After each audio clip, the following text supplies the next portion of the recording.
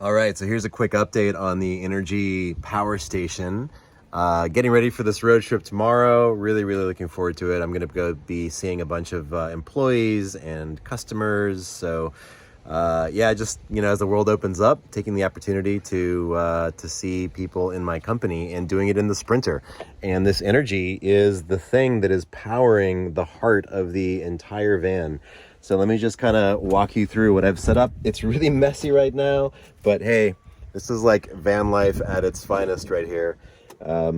So what I've done is I have put the Apex, which is the old unit, on top of the Inergy. So this is the new unit. So this is the battery down here. You can see that the battery's charging. I assume that's what that blinking light means down here. And it has one battery right now, but it's an expandable modular system. So I've got room here to put 2 more batteries. That'll give me 300 amp hours.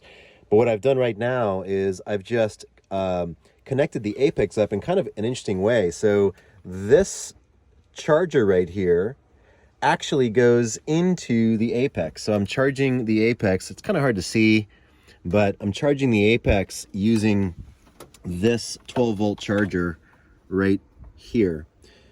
So what's happening is the Flex 1500 is being charged with solar. So here's the solar right here. Those solar panels live up on the roof, and it is being charged with solar, and then it's outputting 12 volts here, which is being inputted to charge this. So you can see that this is at 100%, and this is right now charging. It's at 36%. And I have to say, I love the screen of the new power station. It shows so much more information than the Apex. So let's actually take a look at the difference. The Apex shows whether it's charging or discharging and what the percentage is. That's pretty much it. It'll show you the watts in or out. So it's charging 36 watts right now, but it's already at 100%. This one, the thing that I love about this is it shows either the estimated charge time or the estimated discharge time with a lot of detail. So we can see that it is charging with 234 watts of solar right now, and there's 182 watts that are going out, so it's getting a net gain, and that means it's going to take 3 hours and 40 minutes to fully charge. So just a really comprehensive display, which is awesome. Much appreciated. Very well done on that, Inergy. Thank you for that. And we can also see when we turn devices on. So for example, let me go turn these lights on here.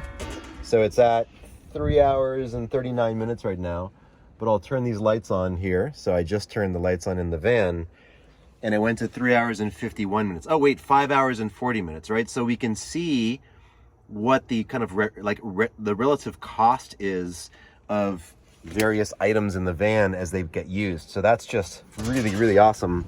I'm sure that, let's just try this right now. If I turn on the inverter, so it's kind of hard to see this, but I'll do my best. So I'm going to press this button to turn the inverter on. So now I've got the 110 or 120, I guess it's, yeah, 110, right? 110 on, but I'm not actually powering anything. So let me go ahead and plug in my 110 plug here, which is going to turn my microwave on, right? So now the microwave's on, and I'll just put it on for, a minute here. Start. Right, so now we can see that it's gone to 9 hours, and it's using actually a lot more. So it can run for 18 minutes with the microwave on the way that it's currently set up. Now the nice thing is I also have 100 amp hours here, so I'll go ahead and stop this microwave because I don't actually need the microwave, but effectively I could run the microwave for 18 minutes while I'm running everything else in the van with this 100 amp hour battery. But then if I run out of juice here, I've got this one as the backup, so I really have 200 amp hours here.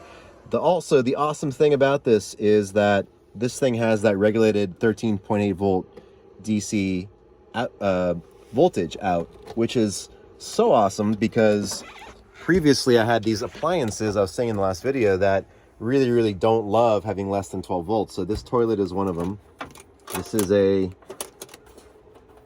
dry flush toilet here that just completely fails if it's not getting 12 volts. And then this fridge you can see that the fridge is showing 13 volts here.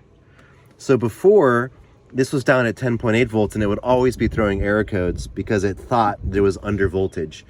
But now it's just been completely solid at 13 volts since I upgraded this. So it is like this Flex 1500 is doing everything that I hoped that it would do, which is awesome.